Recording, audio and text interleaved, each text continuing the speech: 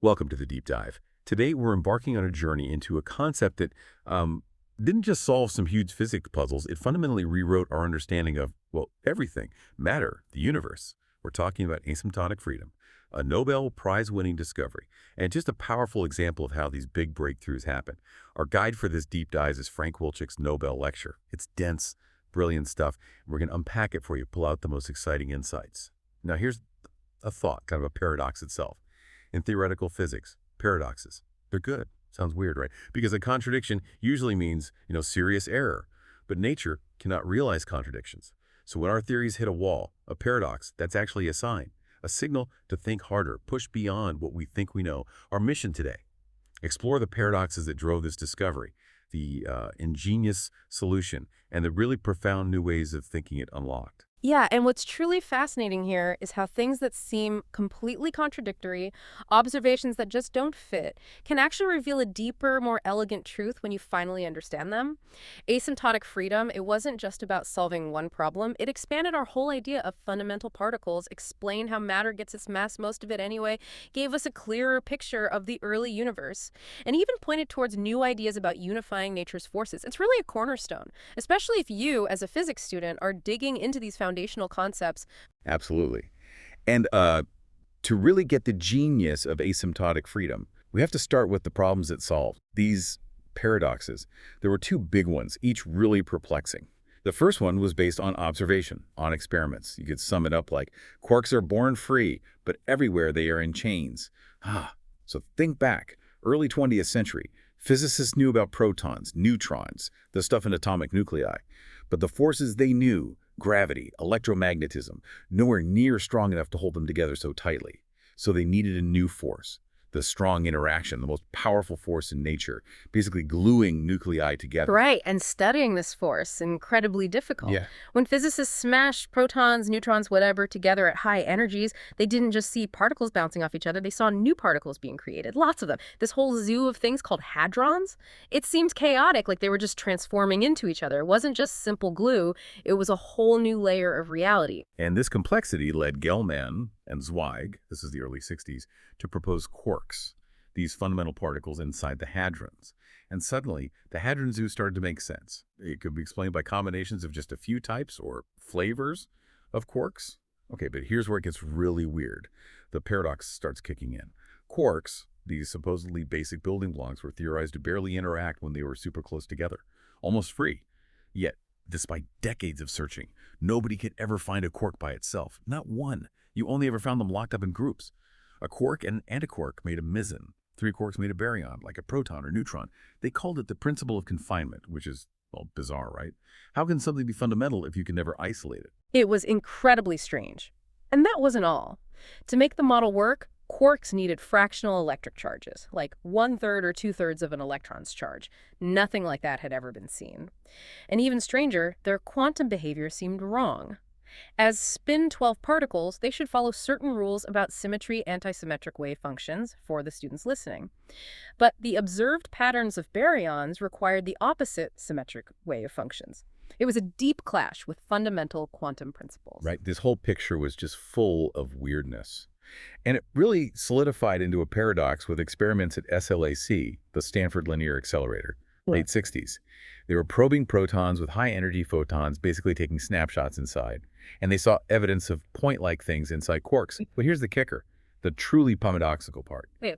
When these quarks were hit really hard, they acted as if they were free. They barely radiated any energy, even though they were being violently accelerated. And that, if you think about the bigger picture in physics, was just profoundly wrong based on everything we knew. Powerful forces, accelerations, they should lead to powerful radiation. Think about electromagnetism. Accelerate a charge, you get light. That's Maxwell. Or Yukawa's theory of nuclear forces predicted pion radiation. So the strong interaction, the strongest force known, why did it suddenly seem to shut off when you kicked its constituents hard? Why no radiation? It was a sharp, undeniable paradox. It just defied basic physics principles. Okay, so that's paradox number one. Quarks are confined, you can't get them out, but hit them hard inside and they act free and don't radiate. Now the second major paradox, this one was more conceptual, more about the foundations of our theories. It boils down to special relativity and quantum mechanics both work. Sounds good, right? Two incredibly successful theories, pillars of modern physics. But They're built on fundamentally different ideas about space, time, reality, and trying to combine them consistently. That's been a major headache and also, paradoxically, a source of huge discoveries. Absolutely. When you merge them, you get quantum field theory. And a key feature is that quantum mechanics allows energy to fluctuate, even in empty space. This creates pairs of virtual particles and antiparticles popping into existence and vanishing again constantly. Space isn't empty. It's this seething foam of quantum activity. The problem was when you tried to calculate the effects of these virtual particles, especially the very high energy ones, on real particles, the answers often came out infinite, just nonsensical numbers. This was a huge issue, reminiscent of the old ultraviolet catastrophe in classical physics before quantum mechanics arrived. Right. And physicists, being clever, developed this mathematical workaround called renormalization. It was a technique to kind of sweep the infinities under the rug. You'd essentially ignore the highest energy virtual stuff, do your calculation, and then cleverly match the results to experimentally measured values, like the mass and charge of the electron. And amazingly, it worked. Especially for QED, quantum electrodynamics, it gave incredibly precise predictions. It worked pragmatically, yes. But there was a deeper conceptual problem, pointed out forcefully by Lev Landau.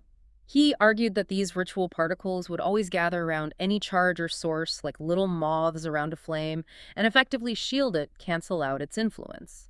He believed that if you properly accounted for all the virtual particle effects, especially in a theory with strong interactions, the interaction strength would effectively go to zero. The theory would destroy itself.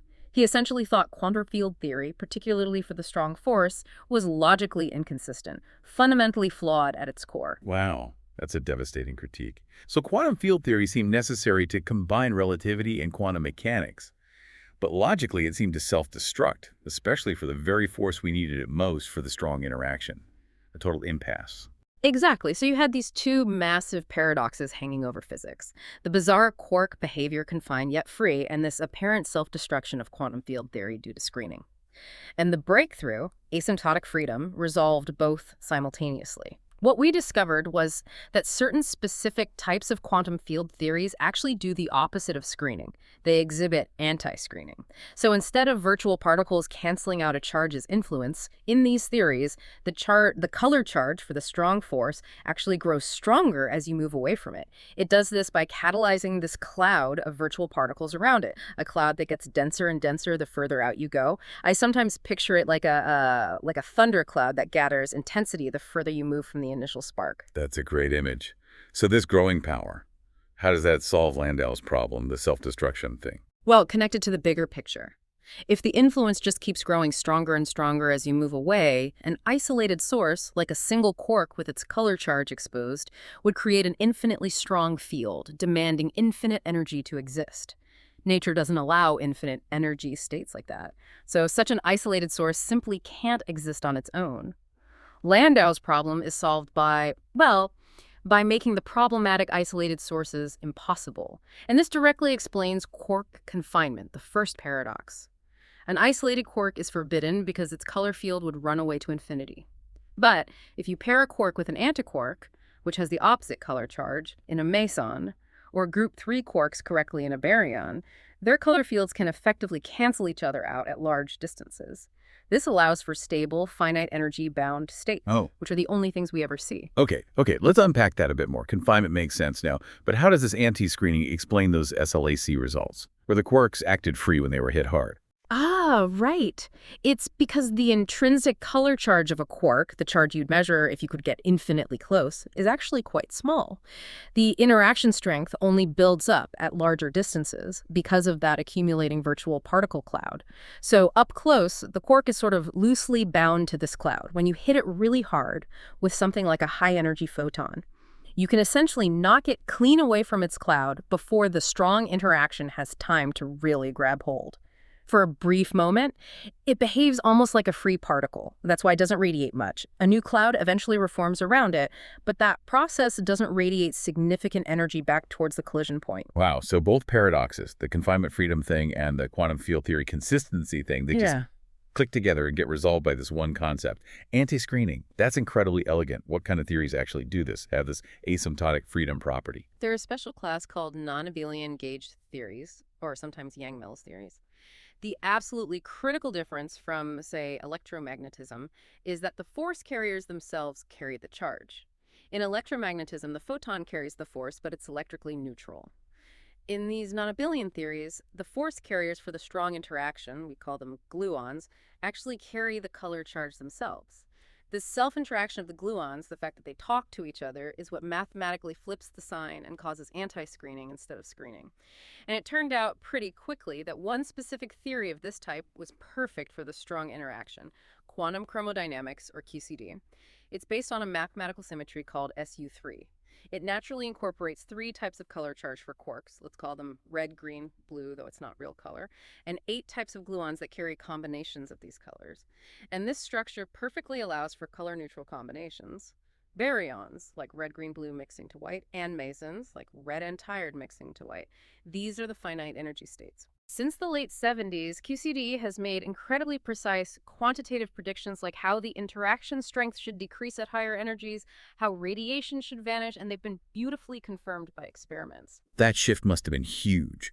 Going from this confusing mess to a single specific theory like QCD that you could actually test rigorously. It was transformative. And this raises an important point, especially for you studying physics. Think about how a whole field converges like that, from chaos to a predictive, testable framework, one that you can't just fudge. QCD makes hard predictions. That predictive power is the goal, really. And asymptotic freedom, it wasn't just about solving those two big problems, right? It became a foundation for whole new ways of thinking, new paradigms. Let's talk about the first one, the hard reality of quarks and gluons. Back in the early 70s, quarks seemed almost like mathematical tricks because of their weird properties. How did we get from that to today, where we talk about them as real, concrete things? How do we know they're real? The most direct evidence comes from a really beautiful phenomenon called jets. Imagine experiments where you collide an electron and its antiparticle, a positron, at very high energies. They annihilate. Sometimes this annihilation produces a quark and an antiquark, flying off in opposite directions. Now, because of confinement, they can't exist alone. So as they fly apart, they immediately start pulling new quark-antiquark pairs out of the vacuum, creating cascades of particles. These cascades form narrow cones or sprays of hadrons, protons, pions, etc., all moving in roughly the same direction as the original quark or antiquark. We call these jets. So you see two jets back to back. But here's the clincher. About, say, 10% of the time at experiments like LUP, one of the original quarks might radiate a high-energy gluon before it fragments. This gluon, also being colored, fragments into its own jet. So instead of 2 jets, you see 3 distinct jets emerging from the collision point, often in a sort of Mercedes-Benz pattern. QCD precisely predicts the probability of seeing 3 jets versus 2, their angles relative to each other, how energy is shared among them, all based on that fundamental quark-gluon interaction. And the experimental data matches these predictions incredibly well, I take it. Astonishingly well. Across many different experiments and energy ranges, there are plots showing how QCD, with its single fundamental strength parameter that changes with energy, precisely as predicted by asymptotic freedom, describes all this data beautifully. What's really fascinating now is that physicists routinely talk about experiments in terms of producing a top quark or detecting a gluon. What they mean technically is detecting the characteristic jets these particles produce. It's a whole new paradigm for what we even mean by a fundamental particle. We understand them through their effects, through these jets. They are as real as anything we can measure. That's a huge shift. Okay, paradigm 2. Mass comes from energy. We all know. E C Einstein. But flip it around. E C who? Mass is energy. And what's fascinating here is how this applies to, well, us, to ordinary matter. Where does most of our mass come from? Right. The core insight here is mind-blowing. The mass of ordinary matter, the protons and neutrons making up you, me, this table comes almost entirely from the energy of essentially massless gluons and the nearly massless up and down quarks inside them. Think back to that anti-screening cloud. For an isolated quark, it implies infinite energy. Confinement fixes that by neutralizing the color charge in protons and neutrons. But quantum mechanics throws in a wrinkle. The uncertainty principle means you can't perfectly localize the quarks and gluons inside the tiny proton without giving them some kinetic energy, localization energy. So a proton or neutron isn't just 3 quarks sitting still, it's this incredibly dynamic energetic system, a compromised state balancing the energy stored in the gluon fields and this quantum localization energy. And that total energy divided by c² is the proton's mass. Calculating this precisely is incredibly hard. It requires massive supercomputer simulations using techniques like lattice page theory. But the results that come out, they match the observed masses of protons, neutrons, and other hadrons remarkably well. It's a stunning confirmation. And the amazing part, if you do the calculation pretending the up and down quarks have zero mass, we call QCD light, you still get about 90% of the proton's mass correct.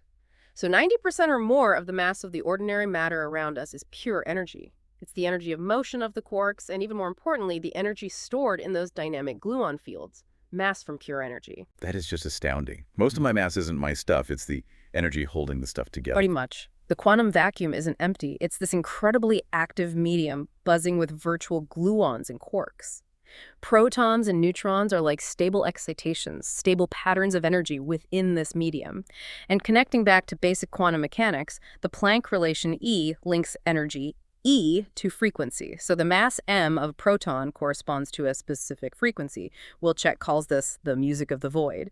Each hadron mass corresponds to a specific tone emitted by the dynamic vacuum of spacetime, a modern take on the ancient idea of the music of the spheres. Music of the void. I like that. Okay, paradigm 3. The early universe was simple. You mentioned back in 72, the early universe seemed hopelessly complicated. How did asymptotic freedom change that? Before this, imagine the very early universe, fractions of a second after the Big Bang. Incredibly hot, incredibly dense. Under those conditions, you'd expect protons, neutrons, all sorts of hadrons and antihadrons constantly bumping into each other, interacting strongly. It would be an unimaginably complex, strongly interacting soup, theoretically intractable, a mess. But asymptotic freedom flips the script completely. At those extreme temperatures, you have extreme energies. And at extreme energies, the strong force becomes weak. Quarks and gluons essentially stop interacting strongly. They behave like nearly free particles in a hot plasma. This makes the physics tractable. You can calculate the properties of this quark-gluon plasma using methods similar to how we calculate properties of ordinary gases or plasmas, treating the quarks and gluons as almost free, with occasional weak interactions. It allows precise calculations relevant to cosmology, understanding the universe's first moments. And amazingly, we can now recreate tiny droplets of this primordial soup in particle colliders like RHIC and the LHC by smashing heavy ions like gold or lead together. The patterns of particles flying out confirm that we are indeed creating this quark-gluon plasma state, confirming our understanding of the early universe based on asymptotic freedom. Bringing the Big Bang into the lab. Incredible. Okay, final paradigm. Symmetry rules. Now, symmetry is a huge concept in physics, right? And QCD itself is built on a very specific, powerful symmetry. How does this whole idea guide the search for new laws? It's fundamental. The standard model, our current best description of fundamental particles and forces, is entirely built on gauge symmetries. SU3 for the strong force, QCD, SU2, and U1 for the combined electroweak force. But the structure looks a bit messy. 3 different interactions, 3 different symmetry groups, 3 different coupling strengths. It feels like there should be something simpler, grander, underlying it all. Physicists naturally strive for unification. The idea is that maybe these 3 interactions are just different facets of a single, larger, unified interaction and described by a bigger symmetry group, like maybe SO10 or something even larger, a grand unified theory or GUT. But wait, if they're unified, why do the forces look so different? Why is the strong force so much stronger than the weak force or electromagnetism at everyday energies? That's exactly where asymptotic freedom and its cousins for the other forces comes back in. The strengths aren't constant, they run with energy. We can calculate how the coupling strengths of all 3 forces change as you go to higher and higher energies, taking into account all the known virtual particles. And when you do that calculation with just the standard model particles, you find something amazing. The 3 couplings approach each other, getting closer and closer at extremely high energies, but they don't quite meet at a single point. But now consider a popular theoretical idea called supersymmetry, or CCY. It proposes that every known particle has a heavier, undiscovered superpartner with different spin properties. If you add the effects of these hypothetical CCY particles into the calculation of how the couplings run, they meet beautifully, precisely, at an incredibly high energy scale, around 1015 or 1016 GeV. This potential unification is a major motivation for CCY and for experiments like the LHC searching for these superpartners. It suggests we might be on the right track towards a deeper unified theory. Wow. So asymptotic freedom doesn't just describe the strong source, It's crucial for even thinking about unifying all the forces. Absolutely. And it even helps understand gravity, in a way. Gravity seems incredibly feeble compared to the other forces. Why? Well, maybe gravity's strength also runs with energy, becoming much stronger near the Planck scale, where quantum gravity effects should dominate. Asymptotic freedom flips the question. Instead of asking, why is gravity so weak, we can ask, why is the proton so light?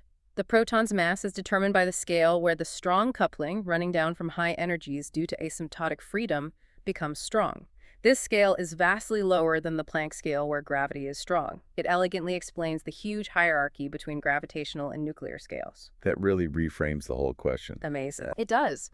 And it highlights the deep lesson Wilczek emphasized. It's truly awesome that we humans, through this collaborative, rigorous, honest scientific process, can actually figure out these incredibly deep principles of nature, even when they govern realms so far removed from our everyday experience. It wasn't magic. It was hard work by a huge international community, competing, cooperating, following the rules of science. And using these methods, we can achieve wonders. So let's bring it back to you, listening, maybe as a physics student starting your own journey. What does all this mean? You've just heard how physicists confront nature's toughest puzzles, how they move from confusing paradoxes to elegant, testable theories like QCD, paradigms that explain everything from the mass inside a proton to the first moments of the universe. Think about these ideas: the dynamic vacuum, mass from energy, running couplings, the power of symmetry. It's not just about what we know, it's about how we figure things out. And maybe a final thought.